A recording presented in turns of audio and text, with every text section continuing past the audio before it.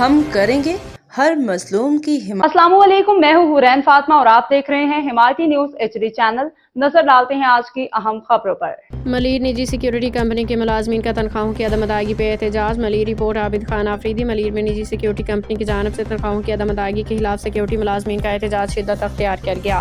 Radio Pakistan Qaidabad building پہ تعینات نجی سیکیورٹی کمپنی SGSS کے ملازمین نے سندھ پریس کلب ملیر کے سامنے احتجاج میں مظاہرہ کیا۔ احتجاج کی قیادت شہاب زمان، امیر حسین ظفر بلوچ کر رہے تھے۔ مظاہرین نے پلے کارڈز اٹھا رکھے تھے اور کمپنی انتظامیہ کے خلاف شدید نعرے بازی درج تھی۔ مظاہرین کا کہنا تھا کہ وہ گزشتہ 4 ماہ سے تنخواہوں سے محروم ہیں، جس کے باعث ان گھروں میں فاقہ کشی کی صورتحال پیدا ہو چکی ہے۔ انہوں نے بتایا کہ وہ لانڈی میں واقع ریڈیو پاکستان میں گزشتہ 2 برس سے سیکیورٹی کے فرائض انجام دے رہے ہیں، مگر کمپنی کی جانب سے بار بار کی دہانیوں کے باوجود آج تک واجبات ادا نہیں کیے گئے۔ احتجاج میں شامل ملازمین نے بتایا کہ حالات اس قدر سنگین ہو چکے ہیں کہ کئی ملازمین شدید ذہنی دباؤ، معاشی تنگی اور گھریلو مسائل کے باعث انتہائی منفی اور خطرناک خیالات کا شکار ہو رہے ہیں، جس کی ذمہ داری براہ راست متعلقہ کمپنی اور حکومتی نگرانی کے نظام پہ عائد ہوتی ہے۔ مظاہرین نے حکومت سندھ، محکمہ محنت، ریڈیو پاکستان، انتظامیہ دیگر متعلقہ اداروں سے فوری نوٹس لینے کا مطالبہ کرتے ہوئے کہا کہ اگر بروقت کارروائی نہ کی گئی تو احتجاج کا دائرہ وسیع کیا جائے گا۔ روزنامہ حمایتی نیوز کے توسط سے